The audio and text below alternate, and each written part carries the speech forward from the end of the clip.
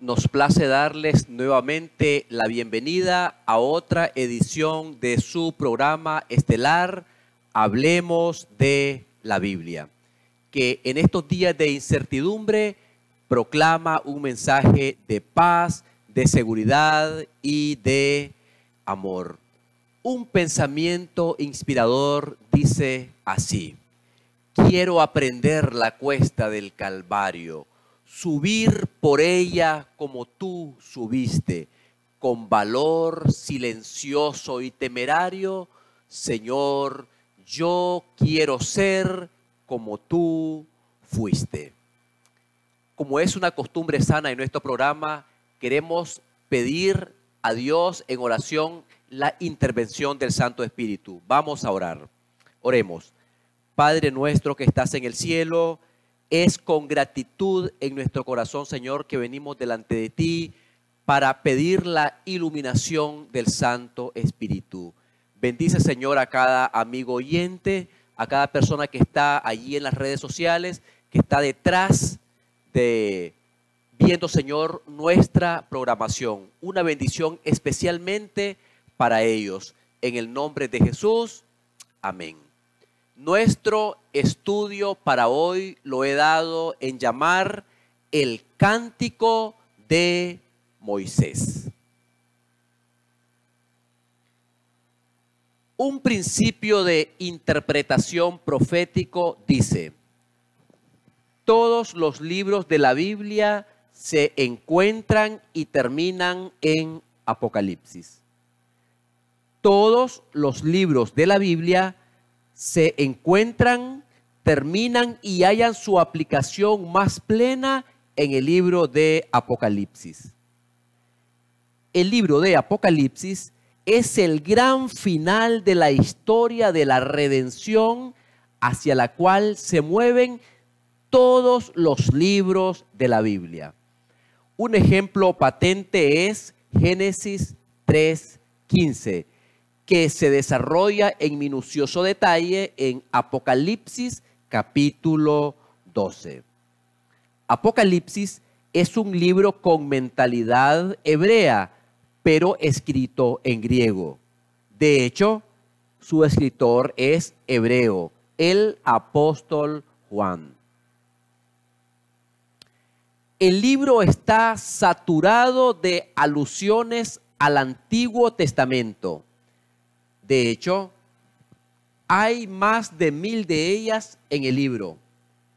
Estas referencias incluyen conceptos, palabras, frases, oraciones, versículos y aún el orden temático de capítulos enteros.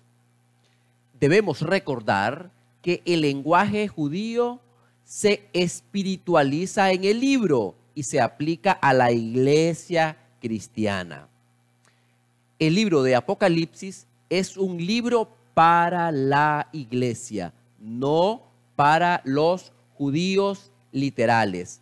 El libro retiene la terminología del Antiguo Testamento, pero le da un significado espiritual y simbólico, no literal.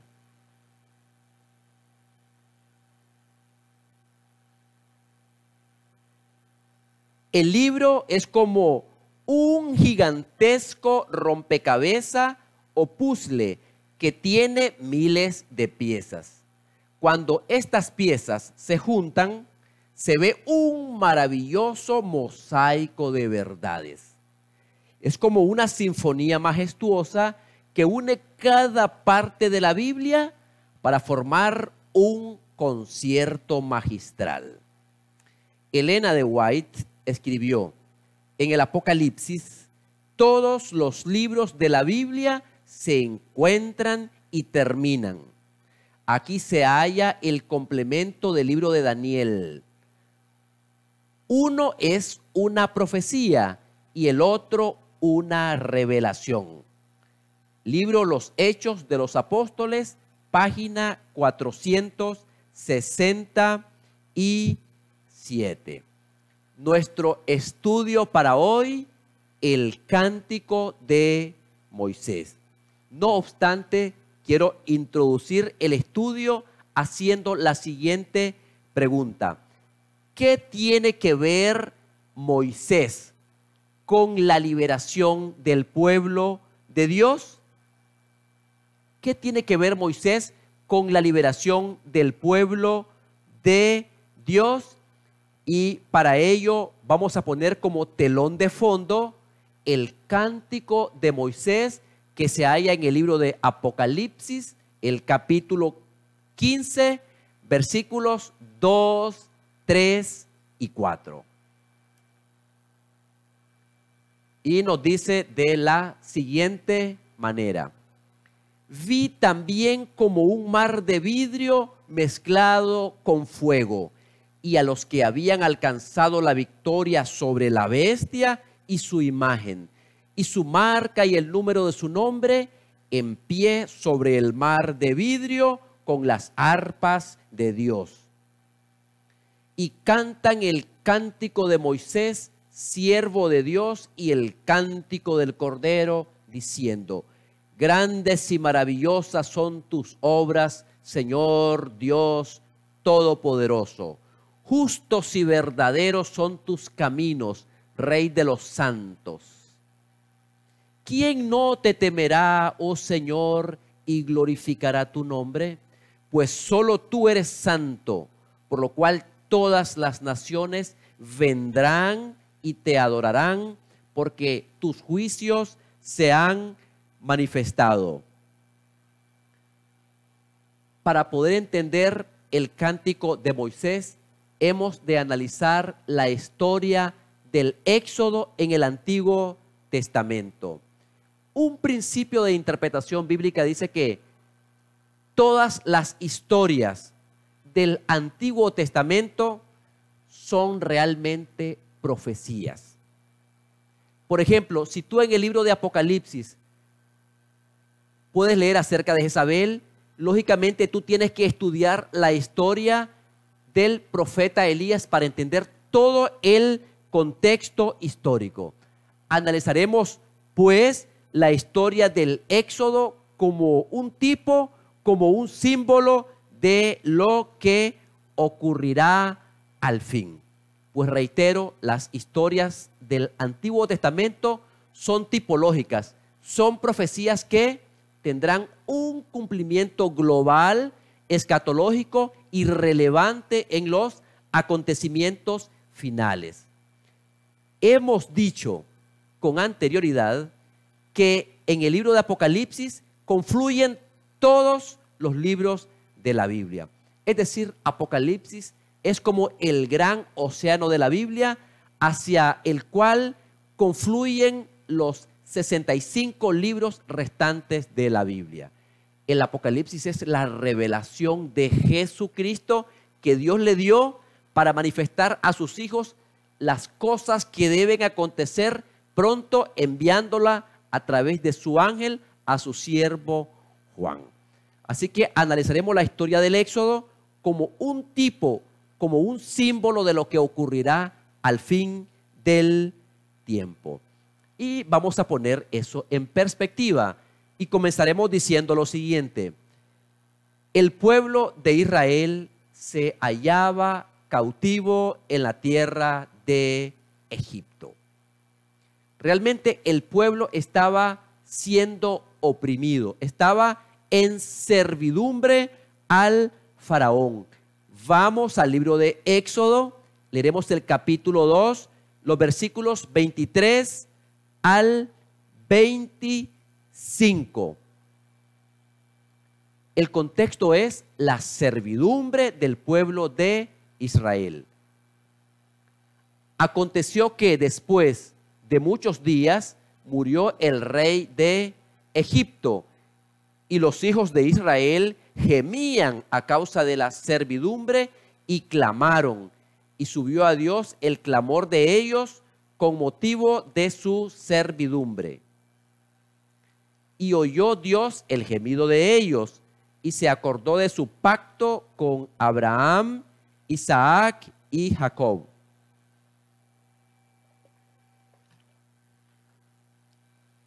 Y miró Dios a los hijos de Israel y los reconoció Dios. Aquí tenemos al pueblo de Israel en servidumbre.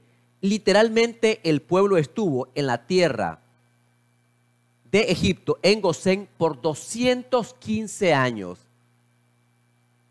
Desde que Abraham fue llamado a abandonar Ur de los Caldeos hasta la recepción de la ley en el Sinaí, pasaron 430 años. Pero literalmente el pueblo de Israel estuvo 215 años en servidumbre.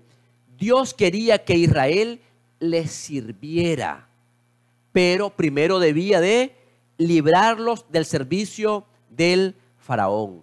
Dice la palabra del Señor de manera categórica, se acordó de su pacto con Israel. Cuando la Biblia dice que Dios se acordó, no es que Dios tiene amnesia u olvido. Simplemente cuando tú lees en la Biblia reiteradamente, Dios se acordó, quiere decir que en ese momento Dios actúa a favor de su pueblo. Así, por ejemplo, lo dice el libro de Génesis, en el capítulo 30, el versículo 22. Dice, y se acordó Dios de Raquel, y la oyó Dios y le concedió hijos. Se acordó Dios. Dios actuó a favor de Raquel. Y se acordó Dios de Raquel y la oyó Dios y le concedió hijos. Es decir, Dios actúa a favor de su pueblo. La Biblia, hermanos, está llena de muchos simbolismos para que nosotros podamos entender la palabra del Señor. Por ejemplo, en el libro de Ezequiel, el capítulo 29 y el versículo 3, aquí al gobernante, al rey, al monarca de Egipto, se lo llama categóricamente el faraón. Leamos. Habla y di, así ha dicho Jehová el Señor. He aquí yo estoy contra ti, faraón, rey de Egipto, el gran dragón que yace en medio de sus ríos, el cual dijo, mío es el Nilo, pues yo lo hice. Aquí a faraón se le llama el gran dragón. Ahora, tú puedes saber que en el libro de Apocalipsis, en primera instancia, se le llama a Satanás la serpiente antigua, que se llama Diablo y Satanás, el cual engaña a los moradores de la tierra. Sin embargo, aquí Faraón es un emisario visible de Satanás, que realmente es el gran dragón, la serpiente antigua que se llama Diablo y Satanás, el cual engaña al mundo entero, el acusador de nuestros hermanos. Es decir, tú puedes ver que detrás de eso está el gran dragón, Satanás, dando su apoyo, su autoridad. Pero Satanás actúa a través de intermediarios humanos. En este caso, el emisario visible es Satanás. Y el emisario visible es el faraón. Y Satanás está detrás del telón. Ahora, es interesante el texto cuando dice, el cual dijo, mío es el Nilo, pues yo lo hice. Es decir, aquí el faraón, él cree que es el creador del Nilo. Una cualidad, una característica que solamente le pertenece a Dios como el creador de los cielos y de la tierra. Sin embargo, como estamos hablando de Moisés, es menester decir que Moisés tuvo que aprender la humildad.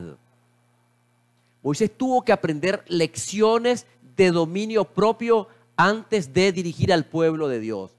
Y cuando yo leo esto, mis estimados hermanos, yo puedo deducir que Dios primero llama a los seres humanos, los califica y les da lecciones de dominio propio y de humildad para que puedan tratar como un verdadero pastor a la grey del Señor.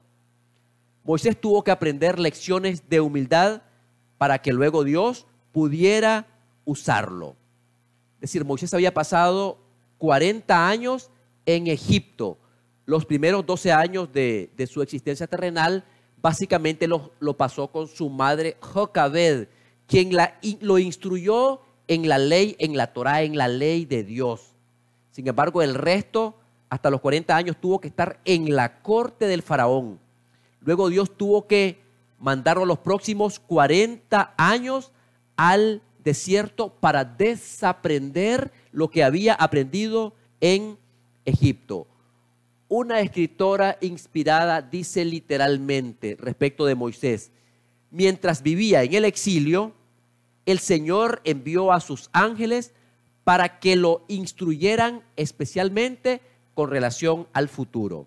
Está hablando de los 40 años que pasó en el desierto, luego que huyó de Egipto y pasó 40 años cuidando las ovejas de su suegro Yetro, sacerdote de Madián.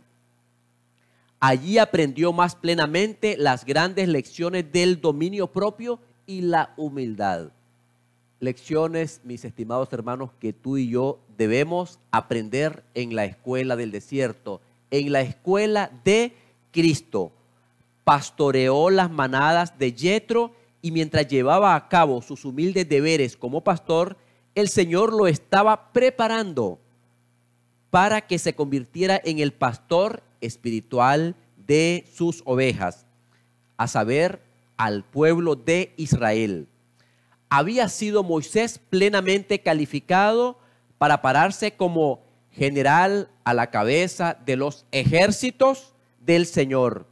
Y ahora el Señor quería que aprendiera a cumplir los deberes y a desempeñar los oficios de un fiel pastor de su pueblo, cuidando con ternura, con solicitud a las ovejas errantes y extraviadas. ¿Qué lección la de Moisés? Aprender la humildad. La humildad equivale a depender totalmente de Dios. Vamos a ir al libro de Éxodo, capítulo 4, versículos 10, 11 y luego el versículo 15. Entonces dijo Moisés a Jehová: Señor mío, nunca he sido hombre de fácil palabra, ni antes ni desde que tú hablas a tu siervo, porque soy tardo en el habla y torpe de lengua. Y Jehová le respondió: ¿quién dio la boca al hombre? ¿O quién hizo al mudo y al sordo, al que ve y al ciego? ¿No soy yo Jehová? Tú hablarás a él y pondrás en su boca las palabras. Y yo estaré con tu boca y con la suya, y os enseñaré lo que hayáis de hacer. Cuando Dios le dijo a Moisés que se presentara delante del faraón, Moisés utilizó como excusa que él no podía hablar. Algunos han arguido que Moisés era tartamudo. Realmente lo más probable es que Moisés ya había pasado 40 años en el desierto y había perdido tal vez los usos de la corte del faraón. Es posible que eso haya pasado. Sin embargo, Dios promete poner palabras en la boca de Moisés para que faraón no pudiera contradecirlos. Y es que, mis estimados hermanos y amigos, Dios al que llama califica. Dios al que llama lo instruye para servirle. Eso fue lo que hizo con Moisés. Yo estaré con tu boca y te enseñaré lo que hayas de hacer. La Biblia pone de manifiesto que la orden categórica de Dios era que Moisés dijese al faraón que dejara ir al pueblo de Israel para que le pudiera servir. Entonces Jehová dijo a Moisés: entra a la presencia de faraón y dile así, Jehová ha dicho así: deja ir a mi pueblo para que me sirva. En la historia sagrada, Moisés, el dirigente de Israel, quería llevar al pueblo de Israel al desierto para enseñarles a guardar la ley de Dios. Recordemos que estamos hablando de un grupo de esclavos. Moisés quería enseñarles a guardar la ley, especialmente el sábado, y por eso la observancia del sábado se hizo más difícil por cuanto ellos eran esclavos. Leamos Éxodo 5, versículos 4 y 5.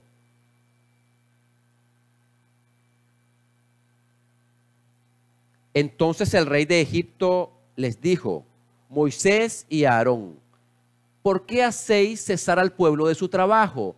Volved a vuestras tareas. Dijo también Faraón: he aquí el pueblo de la tierra es ahora mucho, y vosotros les hacéis cesar de sus tareas. Notan la palabra cesar. Vosotros les hacéis cesar de vuestras tareas. Esa palabra cesar es la misma Shabbat, la que se aplica al séptimo día de la semana, que Dios nos dio como una institución desde el Edén, lo ratificó en el Sinaí y Cristo lo ratificó en su vida. Es decir, el propósito de Moisés era que el pueblo de Israel pudiera descansar, pudiera guardar el sábado, pero no podía porque eran esclavos, porque en su servidumbre los israelitas habían perdido hasta cierto grado el conocimiento de la ley expresa de Dios y se habían apartado de sus preceptos. El sábado había sido ignorado por la generalidad y la exigencia de los comisarios de tributo prácticamente habían hecho imposible su observancia. Al punto que Moisés había mostrado a su pueblo que la obediencia a Dios era la primera condición para su liberación.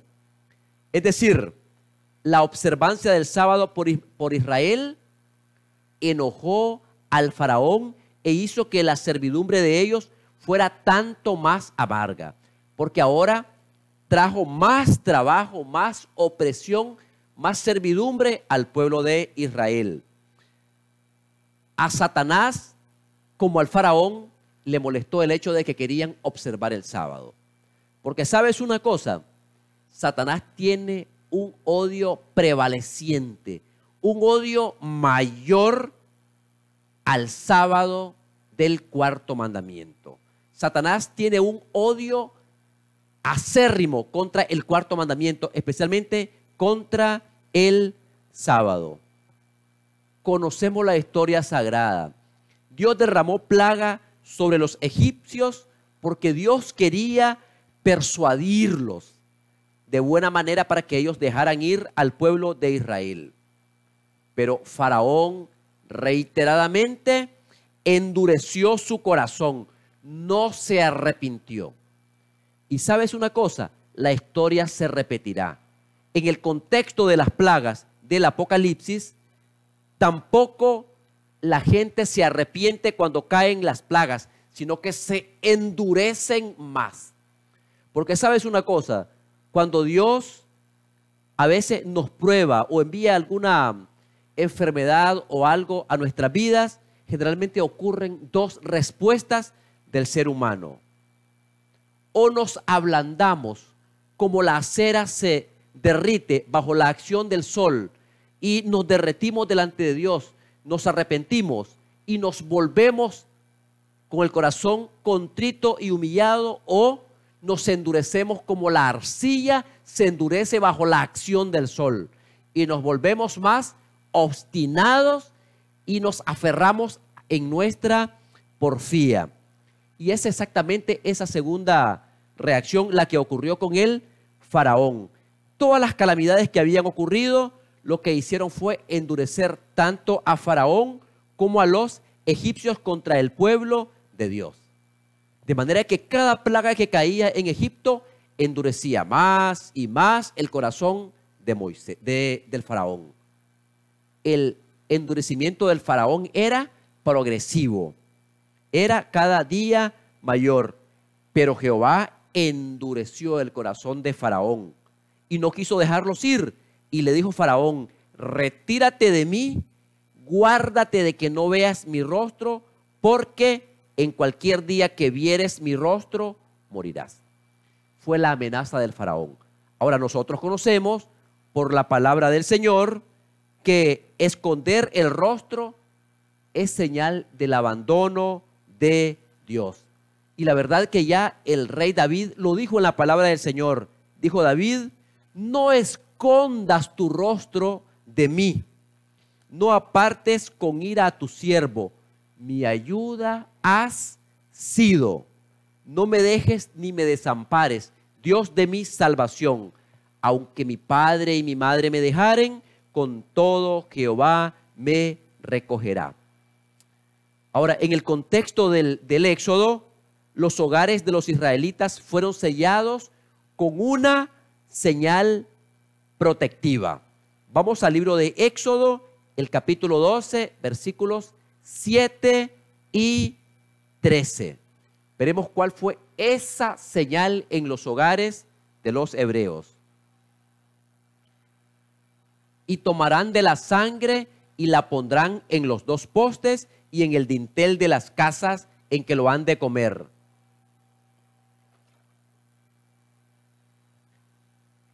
Y la sangre os será por señal en las casas donde vosotros estéis. Y veré la sangre y pasaré de vosotros y no habrá en vosotros plaga de mortandad, por cuanto cuando hiera la tierra de Egipto. Versículo 13 es el que acabamos de leer. Y no habrá en vosotros plaga de mortandad cuando hiera la tierra de Egipto. Y la sangre será por señal. Es lo que dice la palabra del Señor. La sangre será por señal. Los hogares de los israelitas fueron sellados con una señal protectora: la sangre del Cordero. Y la sangre os será por señal. Es decir, detrás de la escena, Dios está dirigiendo los eventos. Dios dirige y protege al Israel en el Éxodo, estando presente en una columna de fuego. Dice la palabra del Señor: y Jehová iba delante de ellos de día en una columna de nube para guiarlos por el camino, y de noche en una columna de fuego para alumbrarles, a fin de que anduviesen de día y de noche. Nunca se apartó de delante del pueblo la columna de nube de día, ni de noche la columna de fuego. Es decir, Dios iba al frente de ellos, guiándolos de día y de noche. Sin embargo, Faraón, el gran dragón, emitió un decreto de captura contra Israel y, según parecía, no había escape. Ahora, el pueblo de Israel ya había salido de la tierra de Egipto de manera milagrosa.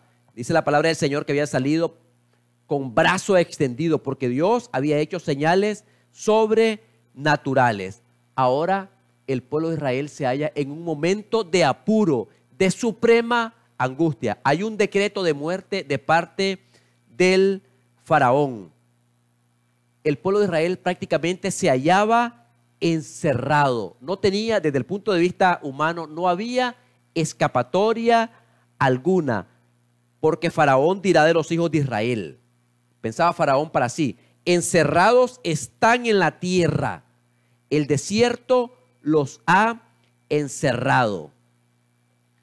Dice esto Faraón porque él se encuentra enojado, está lleno de ira por cuanto los esclavos ya se le han escapado, ya no les servían, así que preparó a sus ejércitos para una batalla contra el pueblo de Dios. Humanamente hablando, no había aquí ningún escape. Básicamente la situación de Israel era desesperante. No había ápice de ninguna liberación y se encontraban sin esperanzas, pues es una nación de esclavos, no tenía ejércitos, no tenía armamento. Y fue dado aviso al rey de Egipto que el pueblo huía, dice la palabra del Señor, y el corazón de Faraón y de sus siervos se volvió contra el pueblo y dijeron para sí: ¿cómo hemos hecho esto de haber dejado ir a Israel para que no nos sirva? Ahora estaban arrepentidos. Y unció su carro, preparó su carro y tomó consigo a su pueblo y tomó 600 carros escogidos y todos los carros de Egipto y los capitanes sobre ellos. Y endureció Jehová el corazón de Faraón, rey de Egipto, y él siguió a los hijos de Israel. Pero los hijos de Israel habían salido con mano poderosa. Faraón los siguió, siguiendo los pueblos egipcios con toda la caballería y carros de Faraón, su gente de a caballo y todo su ejército. Los alcanzaron acampados junto al mar, al lado de Pi-hahirot, delante de Baal-Zephón. El pueblo de Israel iba prácticamente huyendo de los ejércitos del faraón. Esto más o menos ocurre como cuando dice la palabra de Dios en el Antiguo Testamento, como cuando tú huyes de un león, luego te topas con un oso, logras sobresalir, llegas a tu casa, te apoyas en la pared e inmediatamente una serpiente te muerde. Así estaba el pueblo de Israel, estaba prácticamente en la indefensión. Elena de White descubre o describe la angustia del pueblo de Dios al ver que los ejércitos egipcios prácticamente los tenían cercado. Dice literalmente la señora de White: los hebreos estaban acampados junto al mar, cuyas aguas presentaban una barrera aparentemente infranqueable ante ellos del lado oriental, mientras que por el sur estaba una montaña escabrosa que obstruía el avance. De pronto divisaron a lo lejos los ejércitos relucientes de armaduras y el movimiento de los carros que anunciaban la vanguardia de un gran ejército. Es decir, el pueblo de Israel estaba prácticamente cercado. De un lado montaña, de otro lado el faraón, y al frente tenían el mar Rojo. Entonces el pueblo de Israel pasó por un momento de angustia. Clamaron a Dios en su angustia para que los librara de sus enemigos. Leamos Éxodo 14, versículo 10. Y aquí se describe cómo el pueblo clamó en tiempo de angustias a Dios. Y cuando Faraón se hubo acercado, los hijos de Israel alzaron sus ojos, y aquí que los egipcios venían tras ellos, por lo que los hijos de Israel temieron en gran manera y clamaron a Jehová. Clamaron a Jehová. Moisés procuró animar al pueblo. Moisés era el gran líder del pueblo. Procuró animar al pueblo prometiéndoles que Dios pelearía en su favor. Moisés le dijo que se quedaran tranquilos. Moisés dijo al pueblo de Israel: no temáis, estad firmes y ved la salvación que Jehová hará hoy con vosotros.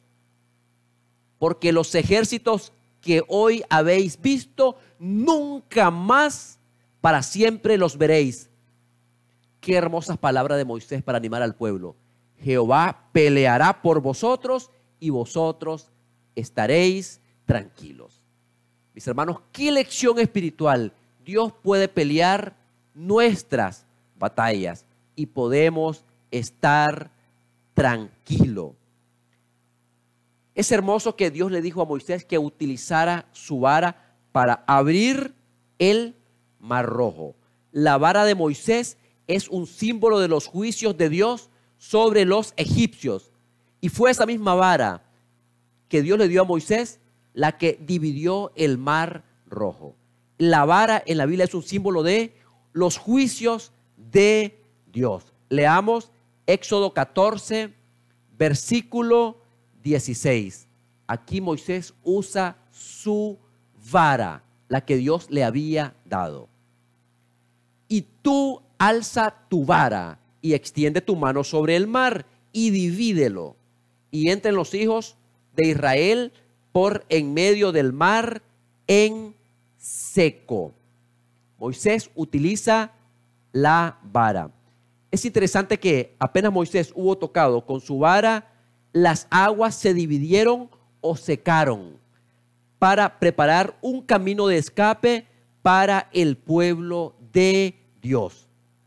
Hasta ese momento, todas las aguas estaban reunidas, estaban reunidas en un solo montón.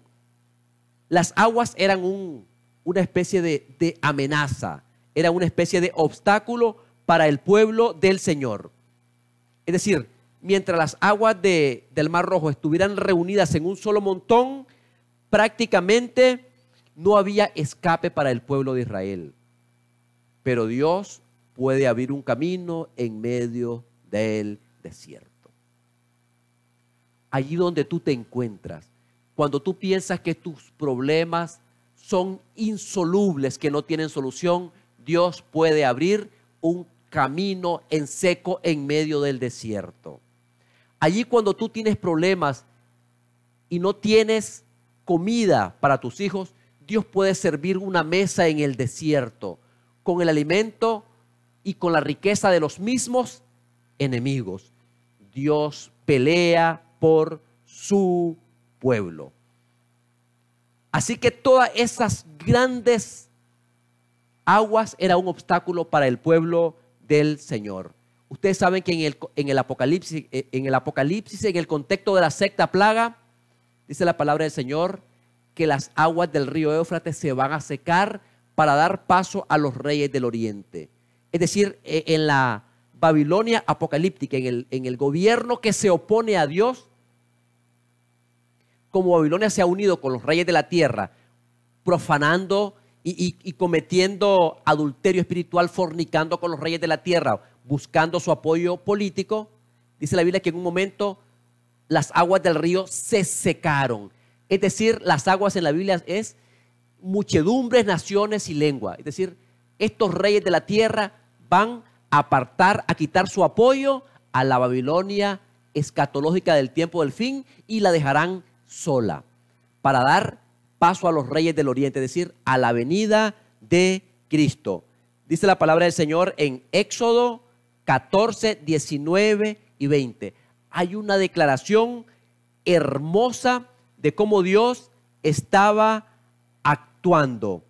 Dice la palabra del Señor: y el ángel de Dios que iba delante del campamento de Israel se apartó e iba en pos de ellos.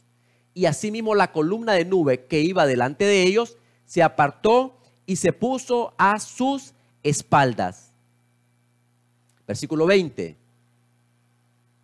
E iba entre el campamento de los egipcios y el campamento de Israel, y era nube y tinieblas para aquellos, y alumbraba a Israel de noche, y en toda aquella noche nunca se acercaron los unos a los otros. Veamos el cuadro general.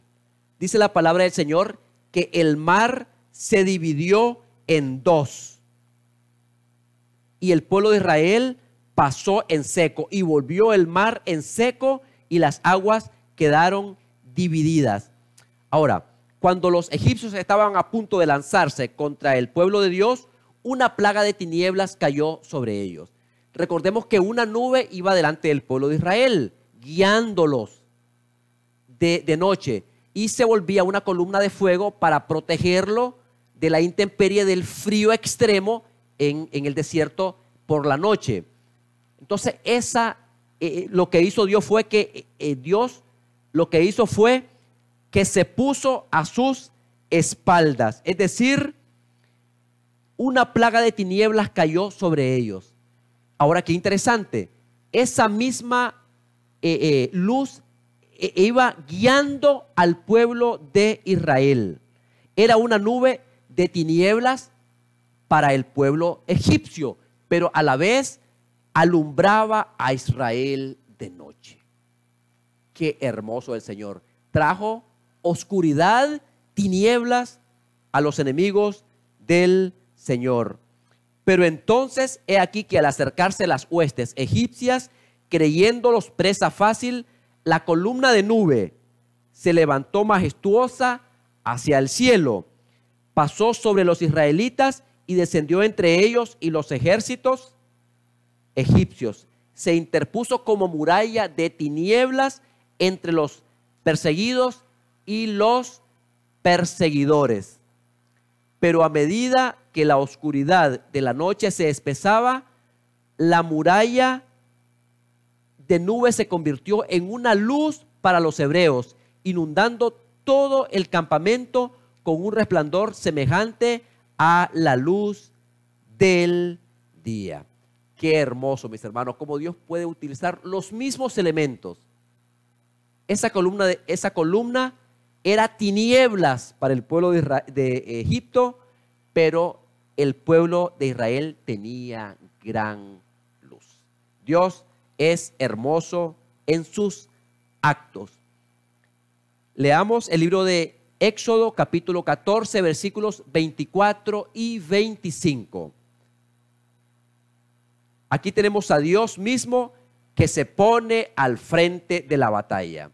Aconteció a la vigilia de la mañana que Jehová miró el campamento de los egipcios desde la columna de fuego y nube y trastornó el campamento de los egipcios y quitó las ruedas de sus carros y los trastornó gravemente.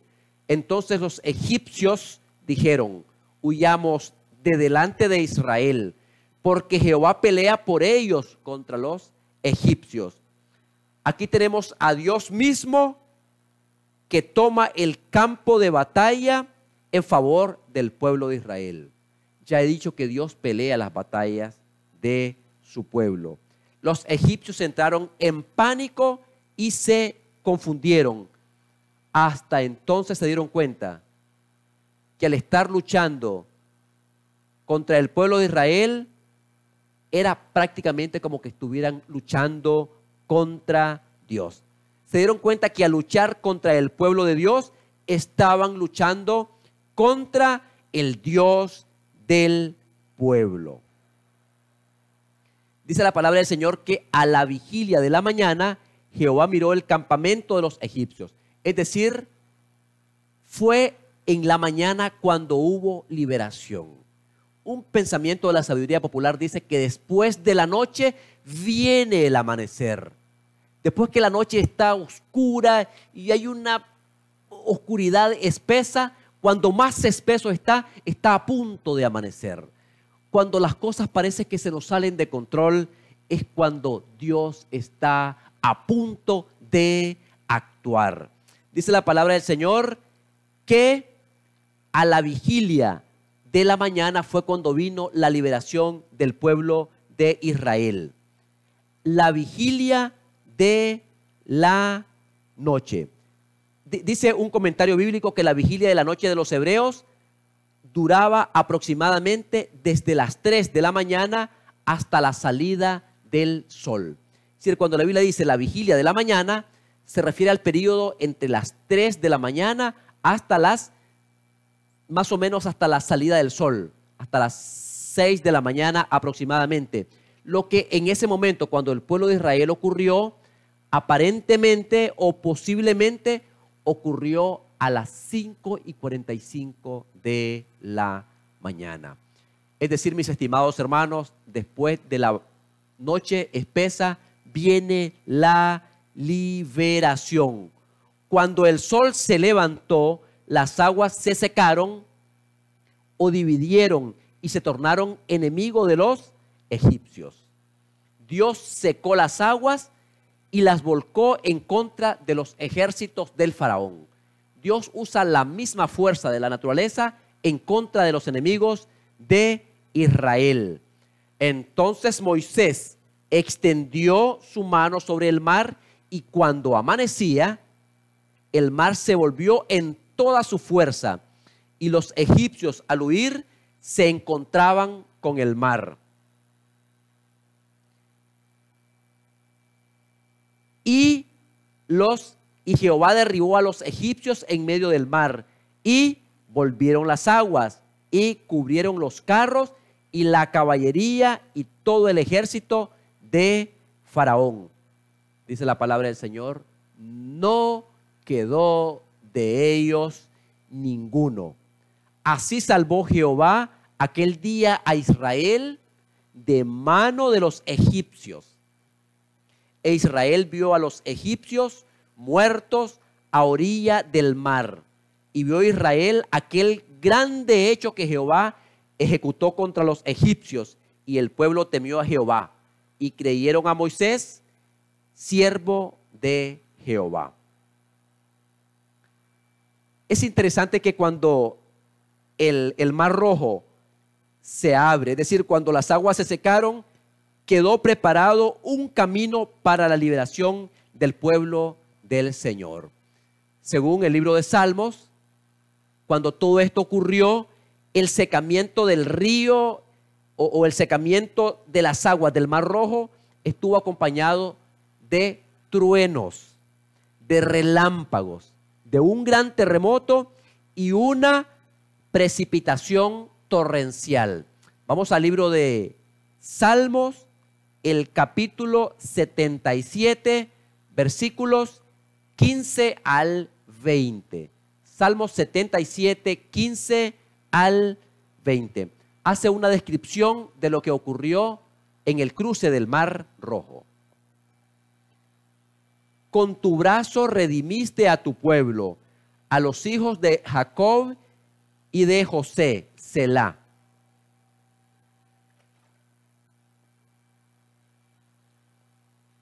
Te vieron las aguas, oh Dios. Las aguas te vieron y temieron. Los abismos también se estremecieron. Las nubes echaron inundaciones de aguas, tronaron los cielos y discurrieron tus rayos. La voz de tu trueno estaba en el torbellino, tus relámpagos alumbraron el mundo. Se estremeció y tembló la tierra. En el mar fue tu camino, y tus sendas en las muchas aguas, y tus pisadas no fueron conocidas. Condujiste a tu pueblo como ovejas por mano de Moisés y de Aarón. Aquí vemos todos los elementos.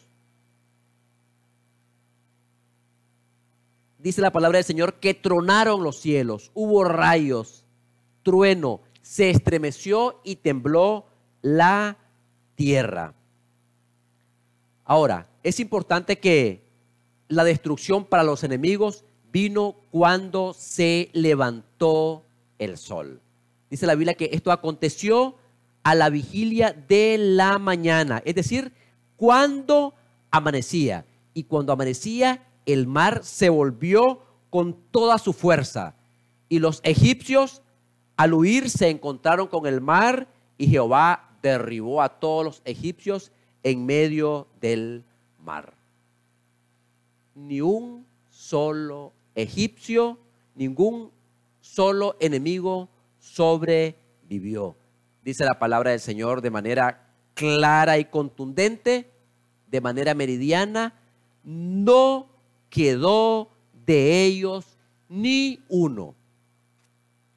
Fue después del cruce del Mar Rojo cuando el pueblo de Israel cantó el cántico de Moisés. El tema de hoy se llama el cántico de Moisés. Y comenzamos diciendo que ¿qué tiene que ver Moisés con el cántico de Moisés o con la liberación del pueblo de Israel? Hemos hecho un historial en la historia de Israel, un contexto histórico para poder entender el cántico de Moisés. El cántico de Moisés se entonó, se cantó, valga la redundancia, como un canto de victoria. Después de que Dios hubo librado milagrosamente con brazo fuerte, con brazo extendido al pueblo de Israel. El pueblo cantó el cántico de Moisés una vez que ya estaba a salvo. Vamos a leer el libro de Éxodo, el capítulo 15, leeremos los versículos del 1 al 19. Ahí narra el cántico de Moisés. Dice así la palabra del Señor.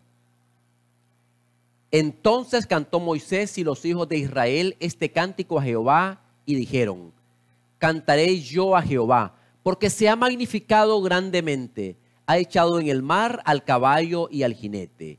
Jehová es mi fortaleza y mi cántico, y ha sido mi salvación. Este es mi Dios, y lo alabaré, Dios de mi Padre, y lo enalteceré. Jehová es varón de guerra, Jehová es su nombre. Echó en el mar los carros de Faraón y su ejército, y sus capitanes escogidos fueron hundidos en el mar Rojo. Los abismos los cubrieron, descendieron a las profundidades como piedra. Tu diestra, oh Jehová, ha sido magnificada en poder. Tu diestra, oh Jehová, ha quebrantado al enemigo. Y con la grandeza de tu poder has derribado a los que se levantaron contra ti. Enviaste tu ira, los consumió como a hojarasca. Al soplo de tu aliento se amontonaron las aguas, se juntaron las corrientes como en un montón. Los abismos se cuajaron en medio del mar. El enemigo dijo: perseguiré, apresaré, repartiré despojos. Mi alma se saciará de ellos. Sacaré mi espada, los destruirá mi mano. Soplaste con tu viento, los cubrió el mar. Se hundieron como plomo en las impetuosas aguas. ¿Quién como tú, oh Jehová, entre los dioses? ¿Quién como tú, magnífico en santidad, terrible en maravillosas hazañas, hacedor de prodigios? Extendiste tu diestra, la tierra los tragó. Condujiste en tu misericordia a este pueblo que redimiste. Los llevaste con tu poder a tu santa morada. Lo oirán los pueblos y temblarán. Se apoderará dolor de la tierra de los filisteos. Entonces los caudillos de Edom se turbarán. A los valientes de Moab les sobrecogerá temblor. Se acobardarán los moradores de Canaán. Caiga sobre ellos temblor y espanto.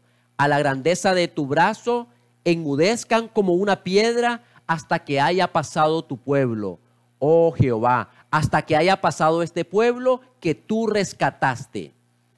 Tú los introducirás y los plantarás en el monte de tu heredad, en el lugar de tu morada que tú has preparado, oh Jehová, en el santuario que tus manos, oh Jehová, han afirmado. Jehová reinará eternamente y para siempre. Porque Faraón entró cabalgando con sus carros y su gente de a caballo en el mar. Y Jehová hizo volver las aguas del mar sobre ellos. Mas los hijos de Israel pasaron en seco por en medio del mar. Alabado sea el nombre de Jehová de los ejércitos.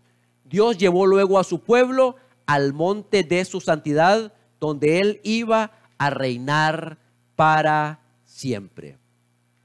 El cántico de Moisés a orillas del Mar Rojo siempre ha proporcionado a la iglesia de Dios un modelo de alabanza en todos sus conflictos con los poderes de la tierra. Finalmente, el cántico de Moisés será cantado otra vez con el himno del Cordero por los héroes de la fe que estén sobre el mar de vidrio, que han vencido a la bestia y a su imagen y que han alcanzado la victoria por la sangre del Cordero. La victoria es completa, la lucha ha pasado, vencieron, triunfaron y ahora cantan el cántico de victoria en el reino celestial. El cántico de Moisés es un tipo, un símbolo del canto del Cordero que los redimidos entonarán en el cielo. Dios quiera que tú puedas estar de parte del pueblo de Dios y que puedas ser un triunfador. Oremos. Padre nuestro que estás en el cielo, santificado sea su nombre. Gracias porque hay liberación en tu sangre. Permítenos que un día podamos cantar el cántico de Moisés y el cántico del Cordero, porque hemos vencido por la sangre del Cordero. En el nombre de Jesús, amén. Jehová te bendiga y te guarde, es mi deseo y oración.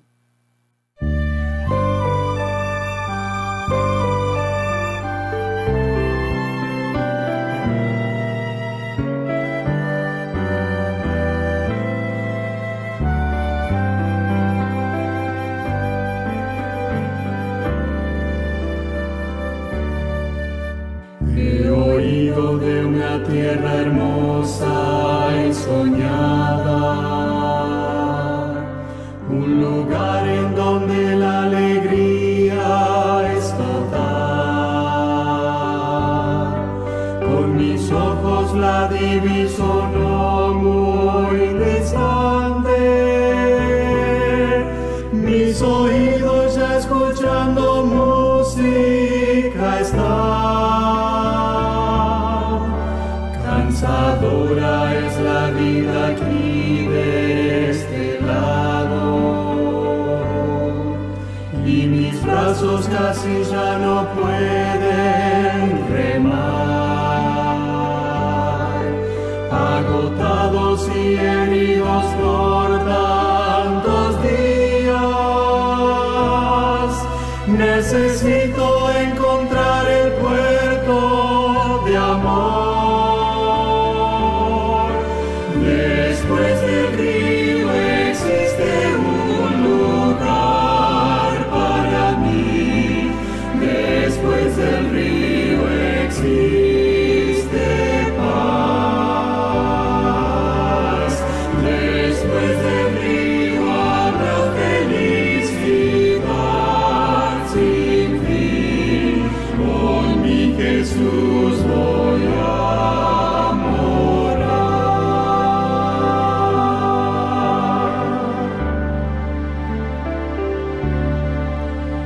soñado con aquellas bellas moradas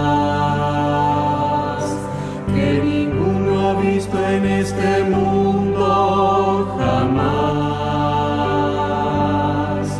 de belleza que no puede ser